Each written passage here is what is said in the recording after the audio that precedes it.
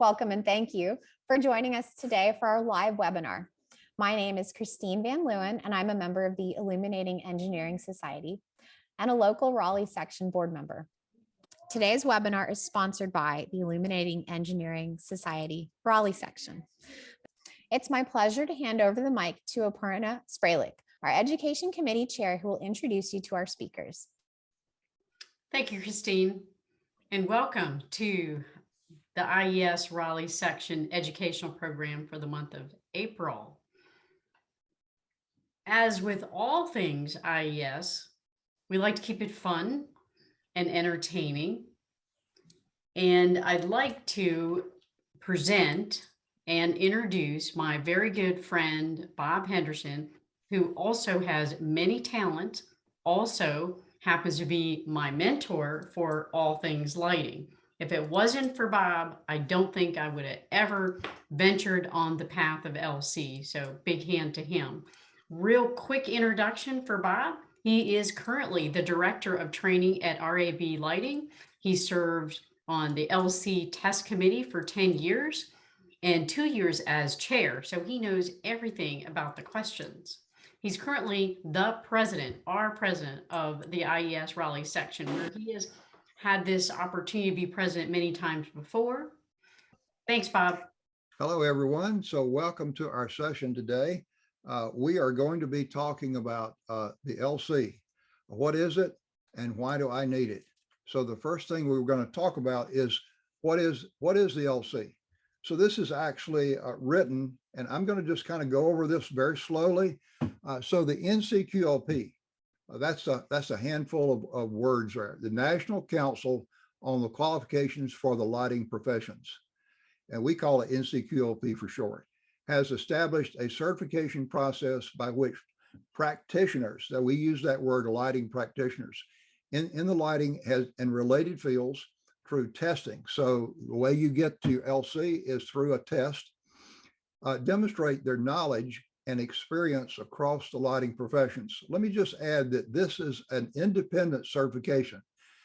Every 5 years it's readjusted, so the percentage of the questions on the exam and so forth are adjusted, but that's what the LC is.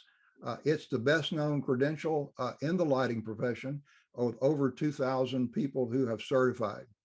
Now, if we need, go to the next question, why do I need it? Maybe you're asking this question for those of you who are potential LC candidates and are interested in earning your LC. Why do I need it? So actually what I'm going to do is ask our panelists to answer this question. But first, let's introduce them. So I'll be your moderator. So first of all, we have Angela and her dogs. So her dogs, Sebastian and Zach, keep her good company. She's over in Charlotte. Welcome, Angela. And next we have Frank Agraz. Frank is actually mobile today, but he's joining us also. He comes from the state of Texas. And Frank and I have been friends for a long time, former LC test committee chair. And we're going to be learning more about him shortly. And next we have Kelly Cox. So Kelly is a specifier, and she's going to be telling, she lives in the Raleigh area, and she's going to be talking a lot more about what she does. And then our fourth panelist is Madeline Fazaleri.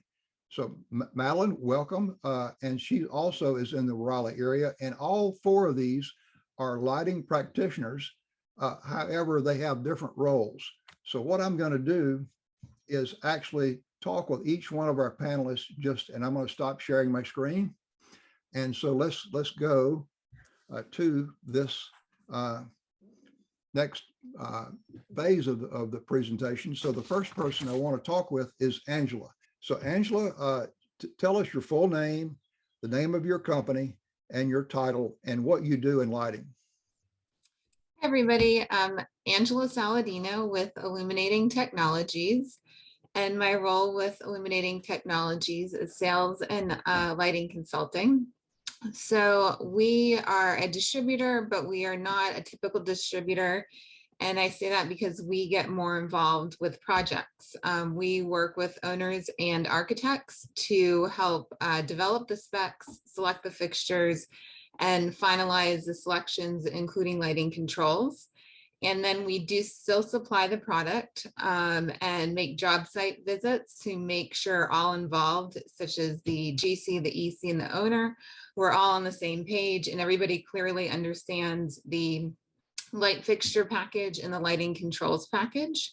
And we are there through the entire process of the project to make sure all goes smoothly. And then we also assist with the warranty and technical support and build the long-term relationships with the owners and end users to help continue on working with more projects with them. And I think that's it. Sounds good. Yeah. So you do a lot of things in lighting, but let me ask you this. Why did you want to become an LC? So my degree is in graphic arts, and how I got into lighting is a different Zoom call, but I ended up working in a lighting showroom. And so I obviously didn't have any background in lighting or any architectural degree, but I realized that you could make a career out of lighting. And so I started learning everything I could and asking questions. And I don't remember how I learned about the LC, but as soon as I did, I made it a goal to get it. And I had to wait a couple years because I had to get the minimum amount of years of lighting related work experience to qualify. And so that was just a goal that I'd set for myself to help. It was also to mainly help to learn more about the industry. Okay, so maybe a quick story about earning your LC along the way. What could you tell us? So I was out in California when I got it, and it was a long time ago. And so I did have difficulty finding study groups, but I did end up finding a study group through the IES New York chapter, which I just did through, I think we did online. And that was really helpful. And I made a lot of flashcards and, used the suggested study material. And then I actually found out that I passed the test when I was at a wedding in New Hampshire. My roommate in California called me and said I'd gotten the letter, and she opened it and told me. And honestly, finding out that I got my LC was better than being at the wedding, or that I passed the test. Yeah. Very good, very good. So how has the LC helped you in your lighting practitioner career? So I think it's really helped me with getting jobs and being seen by potential employers, and just recognition among the community, because I think it shows your dedication to the lighting industry and your interest in learning more and being educated on a variety of topics, because as we all know, the test covers a lot and there's a lot to know. So it's definitely helped me with some of the jobs I've gotten, and improving your knowledge and people taking you seriously. Very good. And I like that. I agree with you. People taking you seriously immediately. They see the LC on your card or maybe on your email. And so for people that know what that is, your first impression is different. So thank you so much, Angela. I'm going to invite Frank now to come on board. So Frank, all the way from Texas. And so Frank, how are you today? Doing well. Thanks for having me. Good. So tell us your full name, your company, your title, and what you do. So Frank Agraz, just based out of just north of San Antonio, Texas. I am the Director of Engineering for our Commercial Industrial Group. My company name is Eco Engineering, based out of Cincinnati, Ohio. Eco is a national turnkey lighting retrofit provider, and we're the folks who come in completely unbiased to engage with both end users as well as ESCOs as a lighting subcontractor. We perform work. It could be a federal, it could be an Air Force base one day, a hospital the next. It could be a chain of 1,000 jack-in-the-boxes one day, or it could be really any large user of lighting. So that's our experience. So the bottom line is you're living the dream of lighting every day. I am, and I really appreciate your friendship over the years. It's been nice to have an Excel guru to talk to, and learning from your guidance as well. Well, thank you. Very, very kind. So why did you want to become an LC, Frank? So in one word, credibility. I had been in the lighting industry for about 6 years when I heard of the LC. It was something brand new. I didn't really know the history of it other than I wanted a way to separate myself from my competitors and give me a potential leg up when working with end users and with clients. Very good. Maybe a quick story along the way as you were beginning to think about this seriously and moving into the LC. What, you have a story you might be able to tell us? So I'm LC class of 2000, going way back. My experience learning and studying for the exam, I was lucky enough to know someone who had recently taken it, and I inherited 2 large 3-ring binders of Xeroxed information based on the reference list. I did not go through a study course. I locked myself in a room after work for about 4 months and diligently read the material and took the exam that fateful day in November. I got my letter. It was probably a few days before Christmas, so that was a great Christmas present. One other quick thing, which is not on the LC exam now, but back then, the scenario case study portion used what's called a latent pen. And talk about some stress on the test taker. To answer the question, you would take this glorified highlighter and you would highlight your answer. And depending whether it was the right answer, it would turn a color. And if it was the wrong answer, you had to try to guess again. And it was a little stressful because it relied on you getting it right the first time. So we don't do that anymore, but that was an experience. Well, we've come a long way, and I'll share what we're doing here today. But the last question I have for you, Frank, is how has the LC helped you in your career? So I would say as a member, it really does lend credibility to my conversations and design recommendations with the end user. It really goes a long way when you can have those letters behind you. As an exam committee member, which I've been for 11 years, imagine yourself in a room with 10 or 12 other lighting experts, and you're locked in a room for 3 and 4 days, a couple times a year.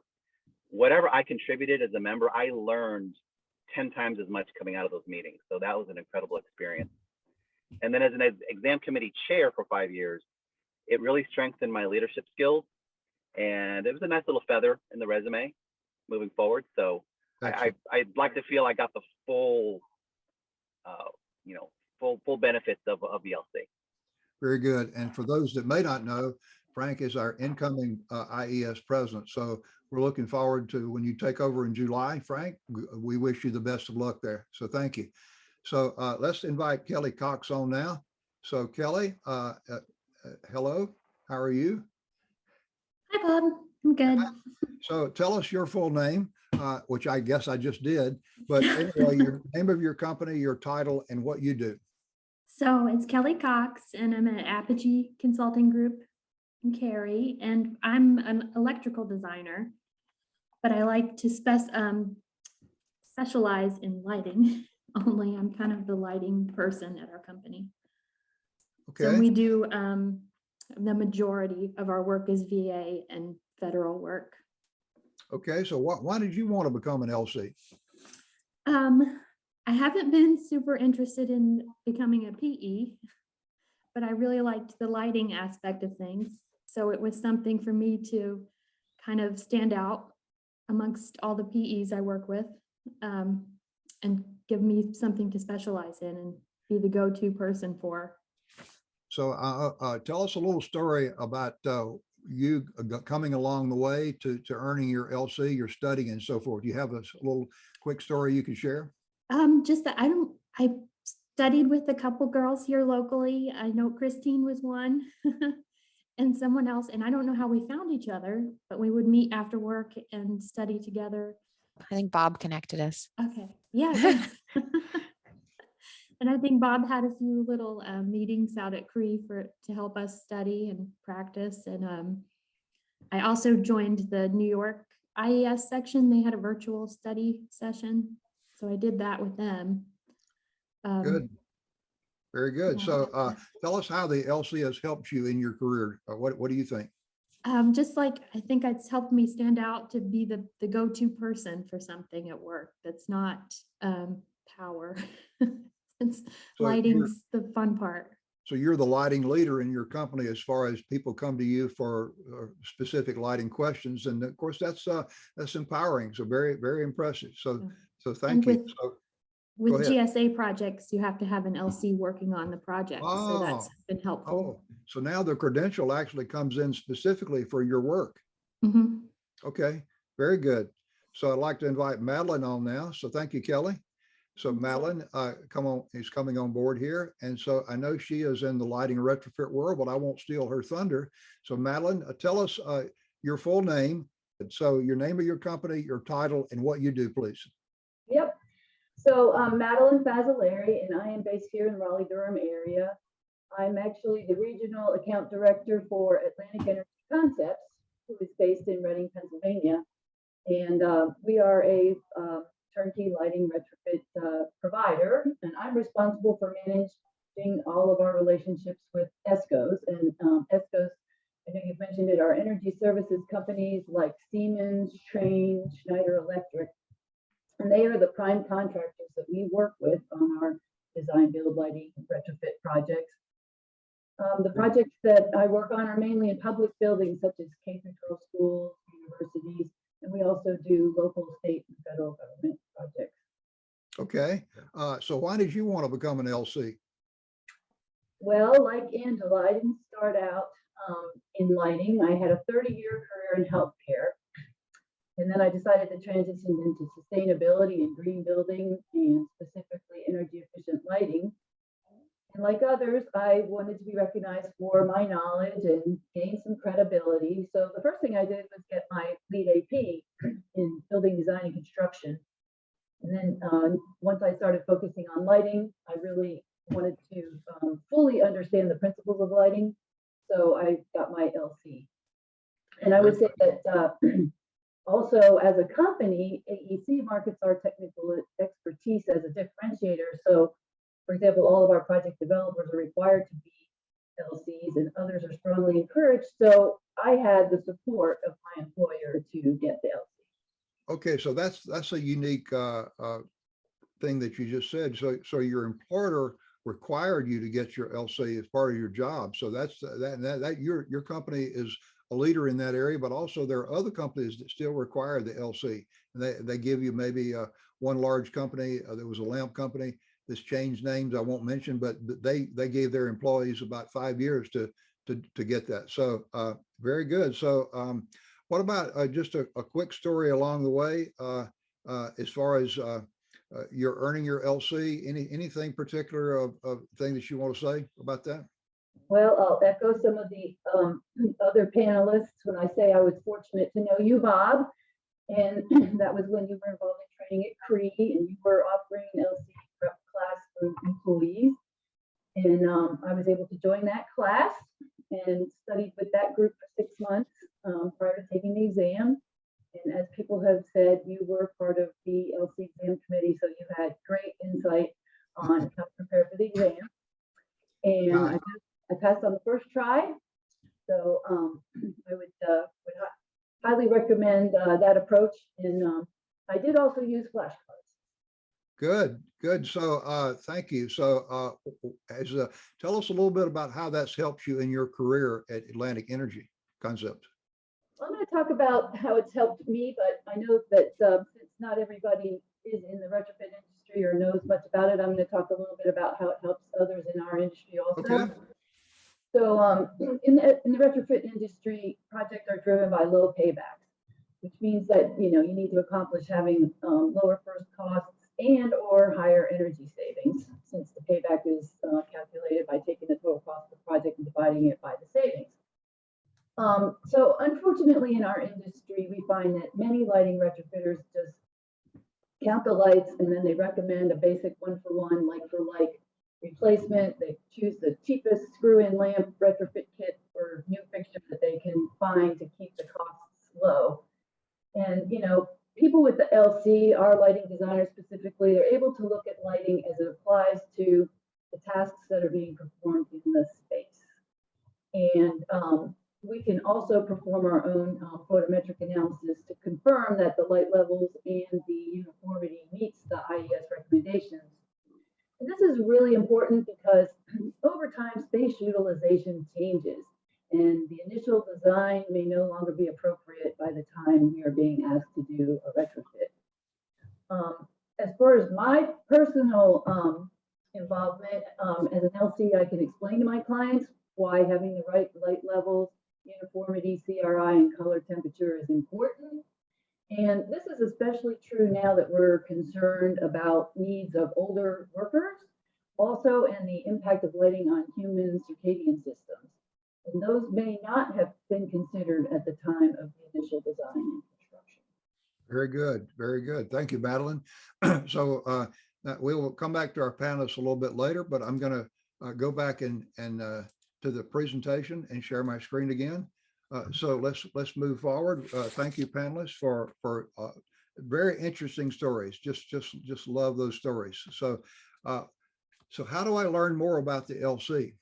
So this is something you're going to see on a number of slides here as the LC Candidate Handbook for 2022.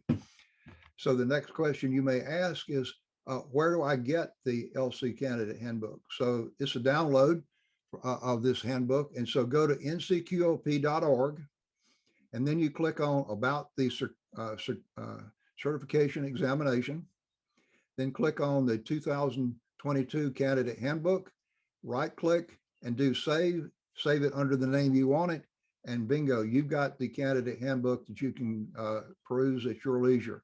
Or you can just click this link here and go directly to the handbook, and you can save it and download it to your machine.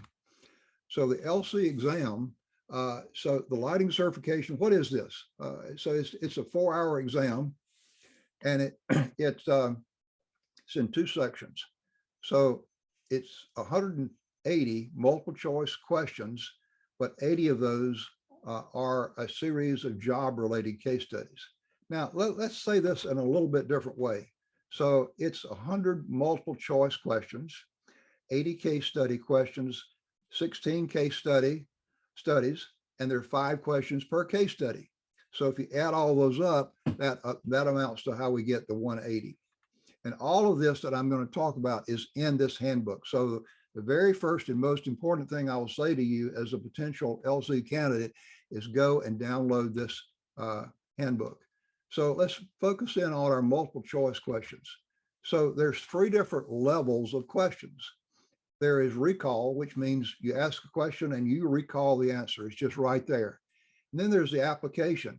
And what this says is the ability to comprehend, relate, or apply knowledge. So it's the application of the knowledge that you have.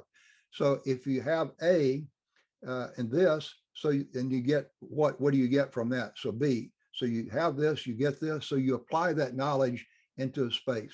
And then the last thing is analysis. So this is where you analyze the information and put it together to arrive at a solution, or maybe you evaluate the usefulness of the solutions.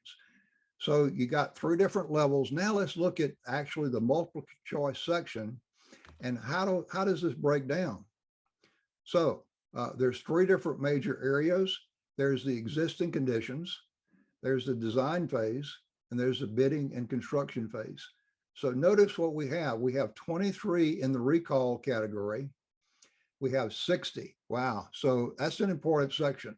The application questions are 60 and the analysis are 17. So that totals up over in the side of the multiple choice of 100 questions. So pretty important for the application to understand this. Now, looking at the case study, so remember we have 80, 16 case studies, 5 per. So they're broken into commercial. There's 5 case studies there. That could entail anything from office, retail, hospitality to sports or recreation. And you have some institutional, 6 case studies there.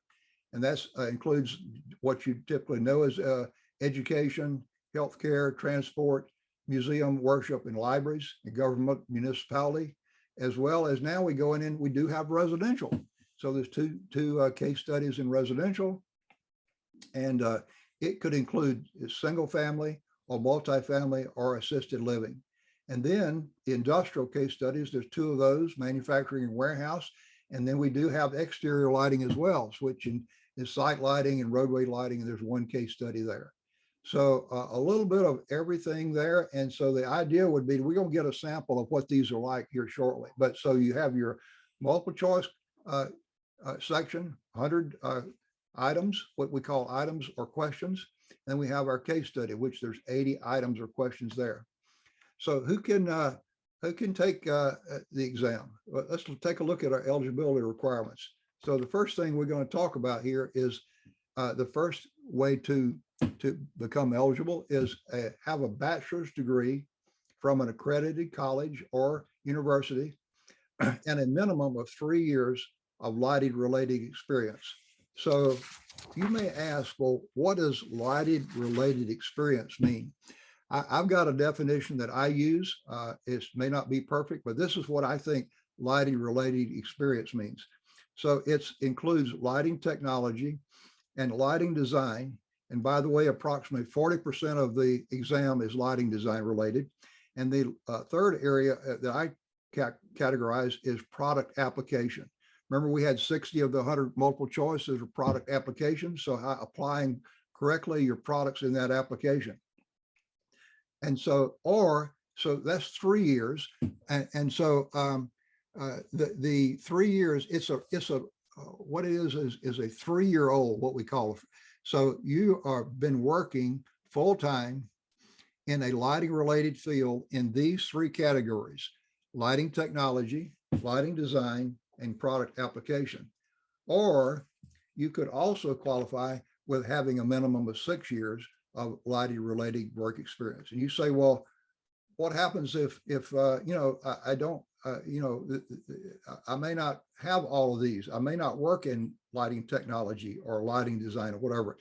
What that means is that, yes, you can still qualify for this, to take this test, but you may have to study a little harder, because we found that people who work in all 3 areas, it comes to them a little bit easier. So it could be 3 years or it could be 6 years, depending on if you have a degree. Now, another category that you see on the screen is this intern.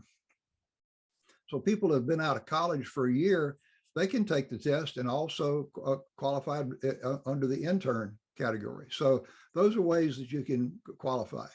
Now let's look at the examination dates. So the first one we want to highlight is November the 1st through the 15th. Now something has changed from the days when Frank took the test and so forth, and that is that it's on computer now. And so you take it through the PSI test centers, and it's offered more than just one date. It's not the first Saturday of November any longer. It's you can take it November the 1st through the November the 15th. Now, the time that you need to get your application in is it needs to be for the early bird to get the discount is August the 2nd of this year. Or if you don't make that and you want to go to the final application, its postmark deadline is September the 15th. So the bottom line is the certification exam is included in this application. You can get the application, or you may also find it online as well. So the application to take this and a lot more details are in this this candidate handbook that we talked about. And remember, the very last date that you have to get your application in is it must be postmarked no later than September 15th. So you may say, well, what should I study to prepare for the exam? So here's out of the handbook, the reference material for 2022. And the really big one is the IES Lighting Library. So if you're not familiar with that, go on to ies.org and you'll learn a whole lot about it. There's even a video about telling you what it's about, but to break it down just at a high level, it talks about lighting applications, lighting practice, lighting science, and roadway and parking facilities. Also, there's the ANSI IES LS 120. Guess what? This one is free. It's a free download. So you want to definitely get that on your cell phone. Also, continuing on is the ASHRAE. And this year, it's been updated to the 2019 version of ASHRAE 90.1. So that's definitely questions from that you want to study. The LEAD version 4, there's some LEAD questions, as well as NFPA 101, that's the life safety code, as well as the National Electric Code, NFPA 70. So all of these are the reference materials. You say, well, I don't know that I can get all these. Well, you want to get the ones that are most important to you or have reference or availability to be able to get those. So what about practice exams to help me prepare? I need to practice. So the first thing I'll say is there is a set of multiple choice questions as well as a case study that is in this book. Give you an idea of where do I stand? How much do I need to learn? What kind of shading? There's a couple of the first two that are straight out of the book that you can practice. And I really encourage you to take as many practice tests as you can to help you prepare. How much does it cost? Well, so here's the, and by the way, they do take credit cards. So that's good news. So the cost currently is $625 if it's the early bird. And if you wait till September 15th, it costs you $50 more. And then the international for folks out of the country is a little bit more. And then the intern is $100. So this is our cost to take the test. So let's talk about some tips. What are some tips? So the very first thing I'm going to say is there is a tremendous amount of tips and really things that you should really carefully consider before you actually take the test. And they're in this handbook. In leading a prep course at my company for the last 4 years, I took 1 hour, one whole hour to very carefully and tediously go over what's in this handbook. Read it, and reread it, because there's a lot of nuggets there will really help you perform well on the test and know what to prepare for. Now, as we move forward, maybe you get in the exam and you want to read the question carefully. Maybe you read it 2 times to make sure that you understand exactly what to do. Now, my advice is first to answer the questions that you know for sure and those that you think you know. So you go ahead and answer those. And then after that, I'm going to suggest to you that you write down the questions numbers in 2 columns. So the first column is the review column. So you've answered the question, but you want to review that number after you go through. That's in column 1. And then the next one is the ones that you skip over. Each one of the 180 items is weighted exactly the same. However, notice we had a number of analysis questions. Those are going to take longer, perhaps.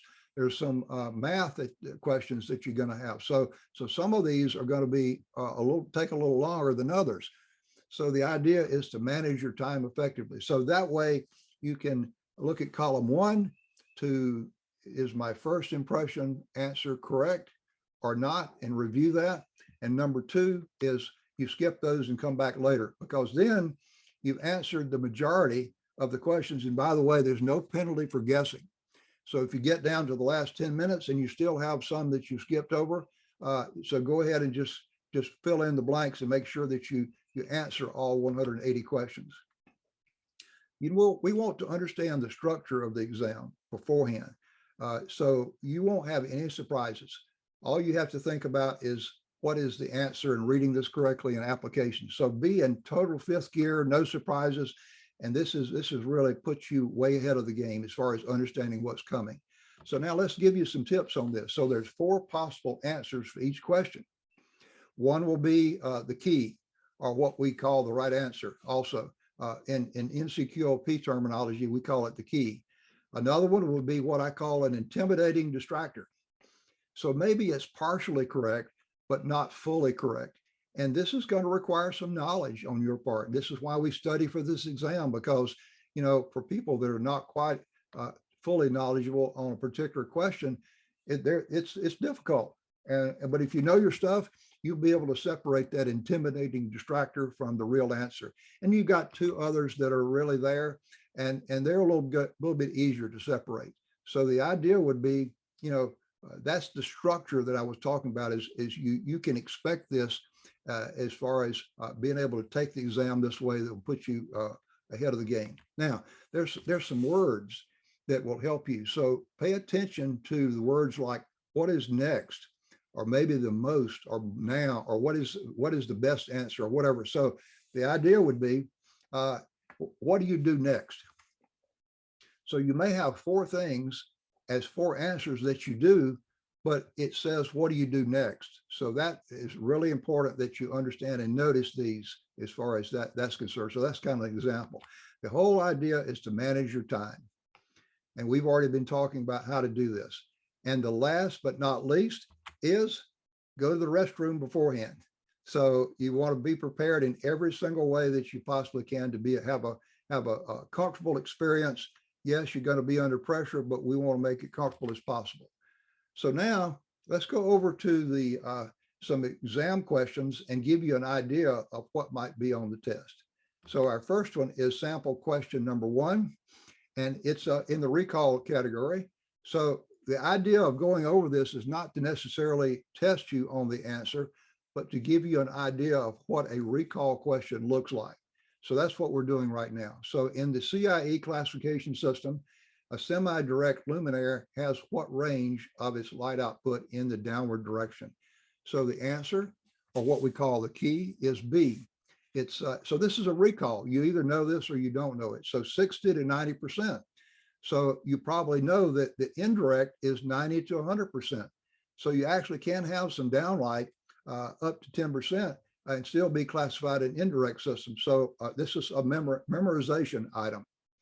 All right, now let's go to the application. Remember, 60 of the 100 questions in the multiple choice are application. So which of the following type of IES light distribution should be used to minimize light trespass with perimeter pole locations? So first of all, you have to know what is a type 1, 2, 3, or 2, 3, 4, and 5S. 5 stands for, S stands for square. So what is that? And then read the question. You know what that is. And then you say, well, minimize light trespass with perimeter pole locations. So I know the answer is going to be C, because that's the nickname for a type 4 is forward throw. You know this, and then you properly apply. Again, it's an application question. And again, I think maybe for the 4th time, there's 60 of these. The last one is analysis. So let's read this one. What are the average maintained foot candle levels for the following office space? So it gives you all the characteristics. So you have your length and your width, your coefficient of utilization, your light loss factors, your total lamp lumens per luminaire. And this happens to be a fluorescent luminaire, and you have a total of 40 luminaires. So you say, well, the answer is B. Well, how did you get that? So another one of the things that you're going to be learning is formulas, if you don't already know this. So here is our formula. So if we look at this, we have 40 luminaires given times 5,700 lamp lumens per luminaire times the light loss factor of 0.65 times the coefficient of utilization of 0.56 divided by the length and divided by the width. So that gives you 21. And that's how you got the answer of 21. So these type things are analysis questions. All of the math questions are analysis. And so this is what you can expect on the exam. Now let's go to a case study. So there's 5 questions that are connected. So we'll talk about this. You have been retained by an individual industrial company to consider the lighting of an existing 50,000 square foot warehouse area that is part of a 40-year-old manufacturing facility. Pretty old, right?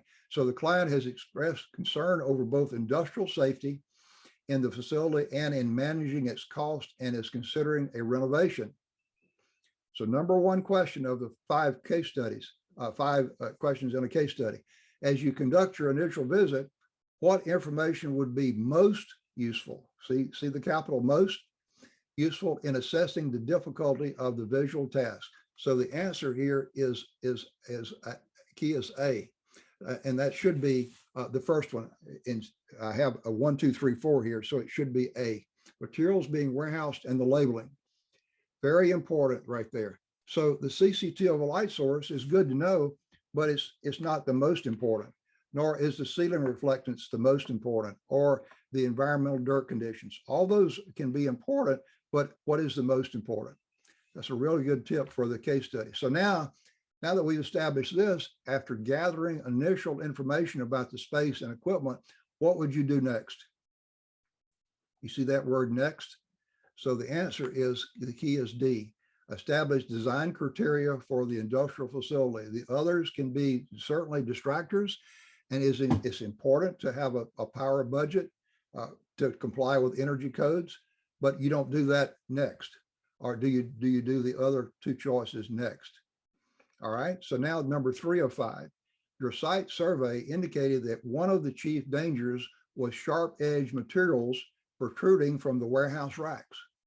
What criteria would be best address this issue? Okay, so we have a couple of things. So let me point out this and break this down for you. So the first one is minimum vertical illuminance and then average horizontal illuminance. Well, so both of those are important. You've got to kind of know and read the question. And what does this say? So I think the B is kind of like the intimidating distractor. We're normally dealing with horizontal foot candles, but in this case, the key is A, minimum vertical illuminance at 42 inches. So as an example of separating the intimidating distractor from 2 others, minimum luminary spacing criteria, no, not really. A vertical illuminance uniformity, no, not really. What you want to do is minimum vertical illuminance at 42 inches. Gives you kind of an idea. Number 4 is your proposed lighting design uses 4-foot LED high bay linear luminaires. To assess whether the lighting layout meets the design criteria, what should you do next? There's that word next again. So the key here is C, run a point-by-point calculation. Now, could you review the luminaire spec? Of course you could, but would you do that next? No. So the next step in the overall process is to run this point-by-point calculation. An intimidating distractor here, I think, would be run a zonal cavity lighting calculation. Well, that gives you what? Average foot candles, or perhaps average maintained foot candles if you use your light loss factor. But really the point by point is the best answer as far as what you would do next and what we would need to do, especially since we have minimum that we're calculating for our verticals. And then the last one in this 5 of 5 case study is, after reviewing your analysis, you've determined that the illuminance is inadequate in some of the areas. After verifying that the correct equipment is installed, what else could be done to address this design issue properly? And the key here is D, increase the number of luminaires. Increase the voltage. No, that's out of the question. Won't help you any because we know the driver or the ballast takes care of that. So it's going to provide that correct drive current on the LED to be able to light that properly. Change the luminaire light distribution. Well, that's not really going to help you with your dark areas, or if it does, then it might be, you might be worsening the situation. Decrease the mounting height. Say, oh, if I lower my mounting height, I'm going to be able to increase the light level. Yes, that's true, but what else is it going to do? So it could actually cause uniformity problems, because now you're spacing, the mounting height criteria is violated. So that the obvious answer here, the best answer is D. So now what we're going to do is have some questions from the panel, or from the audience, I should say, and our panelists are going to answer these questions. So I'm going to keep our panelists in front here, but if all the panelists would cut your audio on, and let's see if we have any questions in the chat box. And Christine, if I could ask you to take a look at the chat box and read the questions that might be coming in and see if we have any. So do we have any questions yet for our panelists on anything that we've covered so far regarding the LC? So Bob, we have a question that came in, Okay. and one of them was, hey, Bob, are you leading a study group this year? So I'm not leading one this year. I have another assignment. We're focusing on our reps this year and educating them. So I'm not leading one, but what I would do is have a good recommendation for you. The IES is leading a course, by the way. And so starting in July, if you go to ies.org and you can find the LC examination prep or whatever, and they have a course, I think it runs August, September, and October. And so that's what you can find to be able to do that. So that's what I'd recommend for this year, as far as I'm concerned. Or you might be able to find another prep course. As far as a study group, that's usually localized. So you just ask around in your local IES section, see if there's who's taking the test this year, and go from there.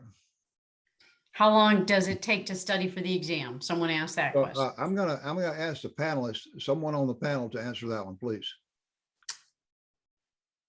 I think it actually gives suggestions in the handbook about, you guys correct me if I'm wrong, but I feel like it gives you a suggestion on how many months you should allow to start studying for it in advance. And I think it's kind of a difficult question to answer for me. This is Angela, because it might depend on where you're at in your lighting career, how much knowledge you already have. And if you're working with or if you're studying with a study group, and they may already have a schedule to help you stay on. So yeah, that's a difficult one. But from a month, like when to get started, I feel like I remember seeing something, or maybe somebody in IES had told me like 4 months in advance, I think it was, or something like that. Yeah, I agree with that. And if you're studying for it or thinking about it now, plan on starting your studying, June is not too early to start studying for it. And working with a study group is best. It just keeps you on track with your questions and thinking. Just as a frame of reference, I believe the IES LC prep study course is slated, I think it's either 8 or 10 weeks. Yes. And just to give you a sense of, if you are in a formalized prep study course, consider 2 months, 2.5 months of intense studying. This is not just I listen to a webinar kind of thing. You're fully engaged and really absorbing that information. One other thing to note is, with the recent change with our IES documentation from the 10th edition handbook to the lighting library, you do have a nice repository online digitally of all the content.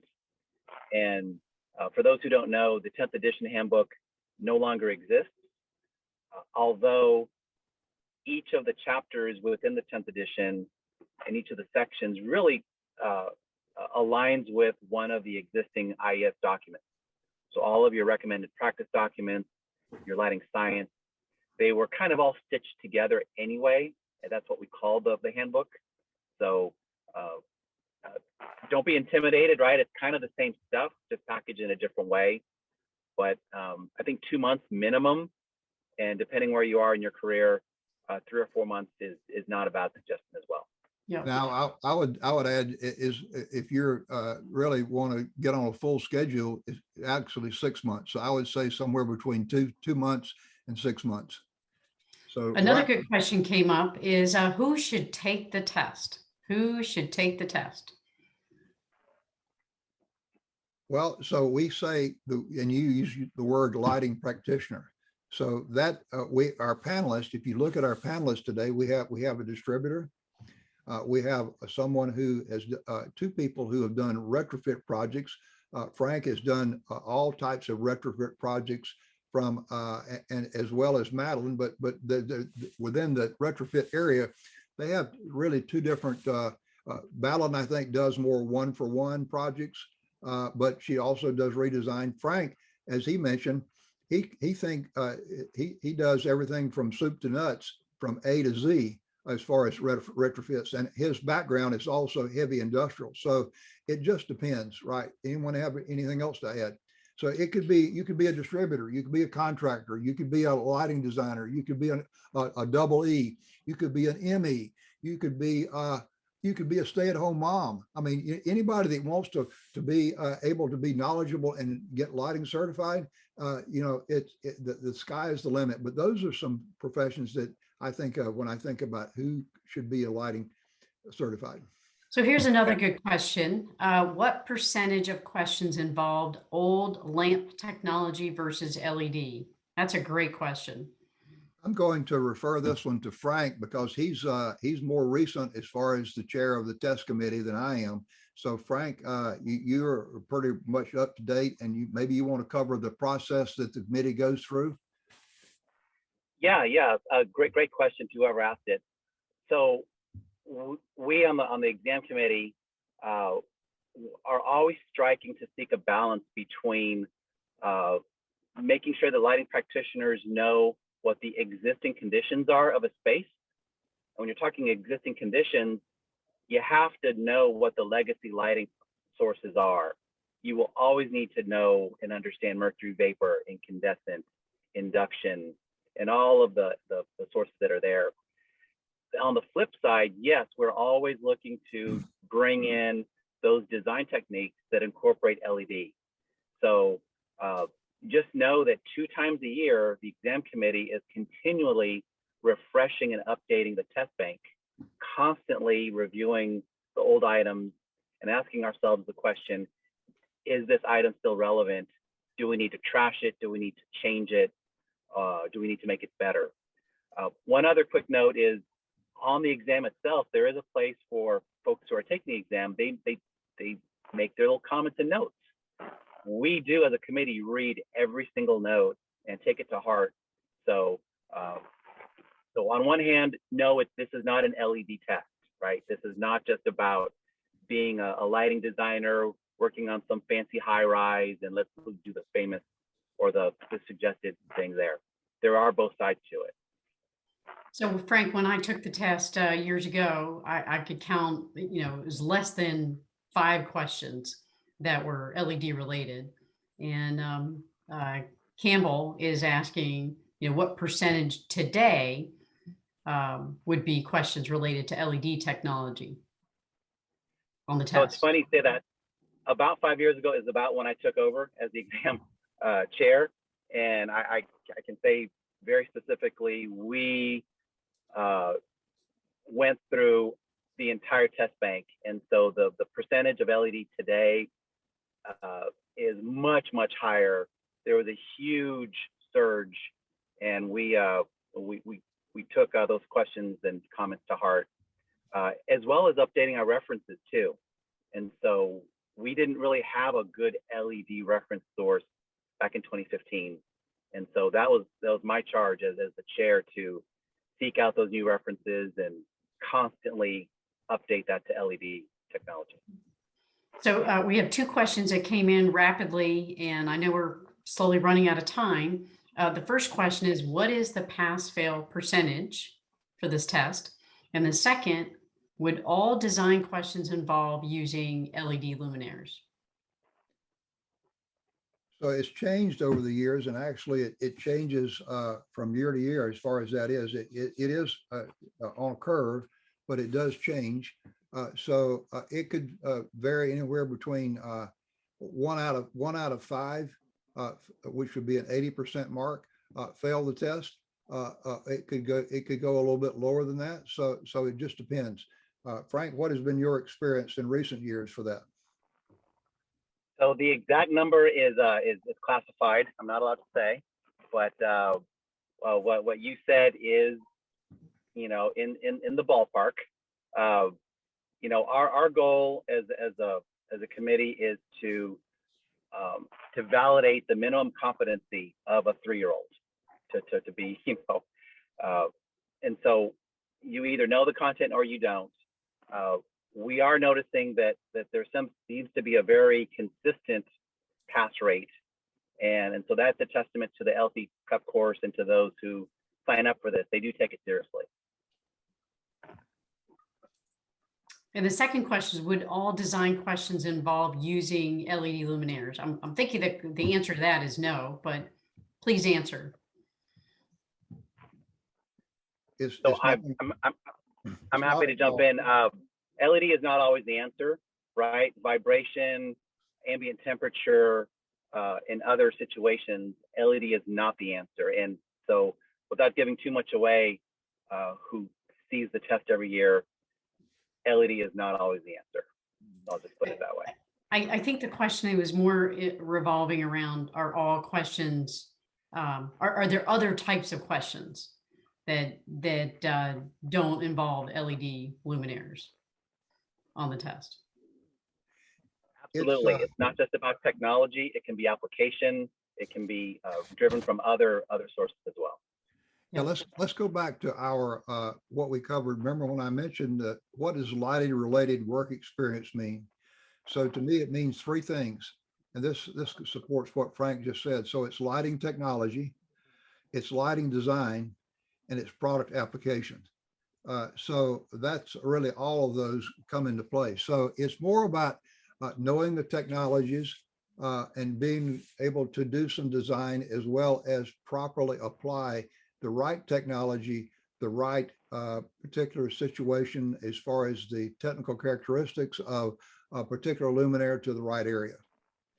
So that's, and 40% of the test approximately is lighting design. So that's, but it's well-rounded. And that percentage changes because every 5 years, the NCQOP does a study. And so it adjusts based on out there who has the LC, what is typical as far as this is concerned. So at one time it was 40%, it might be a little bit different today. So yes, next month it's going to be a fun walk and talk presentation on theatrical and entertainment lighting. In person. So we are going to be live. So we are looking forward to this. And also there's a social afterwards. So can you believe going to a live IES meeting and also being able to have a social? So this is awesome that we can do this. So that's our next one. And so if we think about this, this is kind of ending we're right at the 1 o'clock area, a time frame. However, for those of you who want to linger a little longer, and let's see if I can make this work. First of all, we can say thank you for attending. And for those of you who want to stay a little bit longer, and this is more for the lighting geeks. So if you're a lighting geek, stay on. I've got some more ammunition for you. So this is our formal thank you for attending. And if you'd like to stay a little longer, please do. Very good. Christine. Okay. Thank you. All Thank right. you for attending. So let's go over some more questions here. So our sample question number 4 is this: an SPD curve will indicate what? So it will indicate, the key is C, the radiant power emitted by the light source at each wavelength. You may call an SPD curve something a little bit different, but this is the correct answer for this. So it's not A, how colors appear or are rendered under a light source, that's CRI, or could be fidelity in terms of technical memorandum number 30, or how warm or cool, that's CCT, right? And so the amount of power used, that's wattage. So you know and are able to separate that answer out as the correct answer. Number 5, the U.S. Americans with Disabilities Act, ADA, prohibits wall objects such as luminaires from projecting more than what number of inches into wall, corridors, hallways, or aisles, and when these objects are mounted between what range of degrees. So this is a recall question. So here we go. So it's 4 inches. There's what everybody remembers, right? So the 4 inches, but we have 2 4s and we have 2 6s. So you eliminate the 6s immediately. And then which is it? Is it 87 or is it 80? So the answer is C. So again, just being able to recall that and it's part of your study. Now let's go to an analysis question. So based on spacing criteria, that's what that SC stands for, I think all of the lighting practitioners will probably already know that if you're used to looking at cut sheets. To achieve uniformity on a task 30 inches above the finished floor. Luminaires installed on a 10-foot ceiling should be spaced on center no greater than what? So the answer is C, and some a math of how you get that. So 10 minus 2.5 to get it to desktop. And by the way, the true definition of mounting height is the bottom of the luminaire to the work surface. Now, a mounting height could be to the floor if you are designing for a gymnasium. But in this case, for an office space, it's going to be, you take into consideration of 2.5 feet. So 7.5 times 1.2 gets us the 9 feet. So 1.2 is given by the manufacturer of the luminaire. Okay, now another analysis question. Analysis is not as many of those, but they're harder. So which of the following is required to determine the optimum fluorescent group relamping interval? So the key here is D, operating hours per year, replacement interval as a % of lamp life, and average rated lamp life. So how do we get this? So let's take a sample. So we have a given 1,000 fixtures, and each fixture has 3 fluorescent lamps per fixture. Could a question like this be on the test with fluorescent technology? The answer is yes. So annual operating hours is 4,000 per year. Average group rated lamp life is 30,000 for the fluorescent lamp. The group replacement lamps, this is the IES recommendation. You need to know this. So 70% of average rated life from the IES. So let's calculate our group relamping. So the way you do this is 30,000 times 0.7, and that is divided by 4,000. That gives us 5.25 years. This is an example of an analysis question. So that's it. Kept you just a few minutes later, but we hope you've enjoyed this session. For those of you who stayed to linger a little longer, and by the way, we have a social coming up after May. We have one in June also.